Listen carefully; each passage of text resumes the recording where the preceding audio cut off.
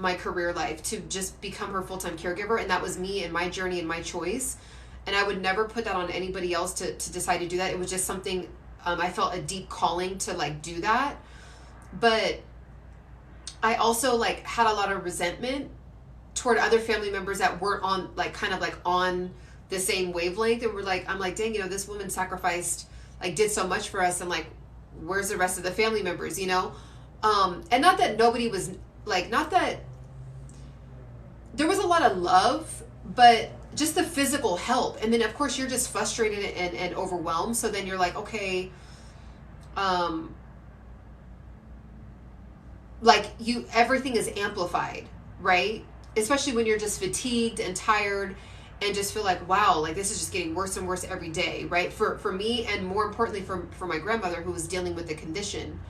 So also make sure, as you guys are coming in, make sure to like the video. Also follow me for more lives like this. And if you want to get on live with me and if you have any questions, I'm more than happy to get on live with you.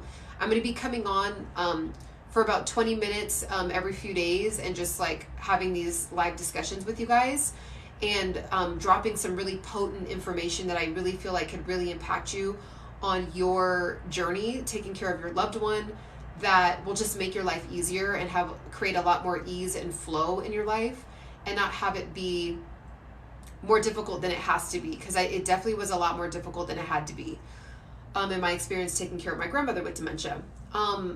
So yeah, I just would have had, like when I look back now, I would have had an entire list of things that I would have delegated to family members. So it would have been like, okay, maybe the family member that has like more money, like extra money to give, I'd have been like, okay, well, can you actually purchase a service that makes her food? Because like my mom was working full time and then would try to do things for my grandma on her lunch break, and she worked from home.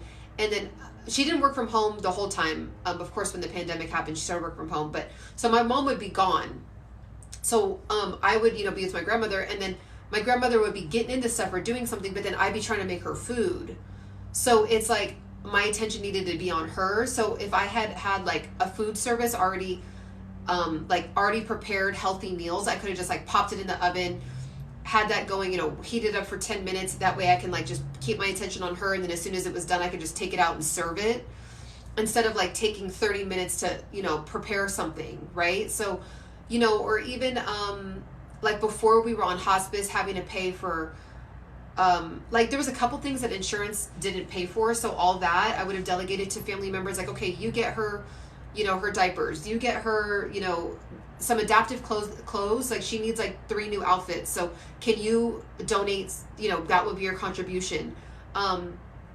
Or if there was a family member in town, I would have been like, okay, can you just clean, just like take 3 hours and clean the house. That way I don't have to worry about doing the deep cleaning, for the next few days or whatever. So like I would have delegated more and been more intentional. And I wouldn't have known that, because in the moment I just was like, we just need help. I don't know even where to start. We're just overwhelmed. We're stressed. But now, like hindsight 2020, I would be more intentional and more deliberate and direct with like, okay, since you're in town, can you do her hair while I get her bathroom organized? Do her hair for an hour. I know you got to leave in an hour. So can you just like do her hair for me? And then I'm going to do this. So just like really look at your week and then see what things you're doing for your loved one, all the stuff that your loved one does. And then look at the entire list and then see how you can delegate that out to neighbors, family members. Maybe even if you're hiring somebody, even if you want to hire someone while you're with your loved one, like if you have the funds for that, and then that way, like, they can just watch your loved one while you do all the other tasks, or what, you could do it in several different ways. You can create a structure in several different ways. But we would have really benefited from that, and we would have kept down a lot of stress. So those are the 3 huge things that I wish I would have done. There's so many more, but those are the 3 that come to mind today, as it was just on my heart. And again, I'm going to be coming on here a lot more often, and all these live replays will be over on Instagram. So at With Love Chucky, so With Love Chucky, as you can see, the name up there is the same name over on TikTok. I'm pointing it over here, like TikTok's over there. I mean, like Instagram's over there, but it's the same name over on TikTok. So make sure you guys follow us over there. I am going to be creating a link tree so you can like just see all the stuff in the link tree for this account. But yes, so that's really all that I have for today. If there's anyone that wants to pop on live with me and just has any questions about my experience with my grandmother, or if anyone has any questions that they want to put in the comment section, I'm happy to answer.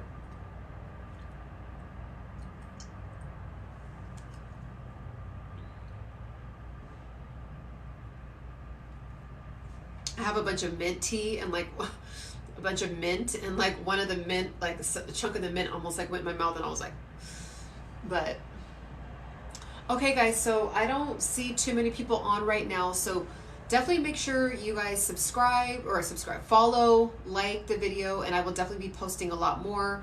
Now that I'm back active over here, I'm just really excited to help people on this journey using this platform. So all right guys, definitely tap in, and I will talk to you guys soon. Bye.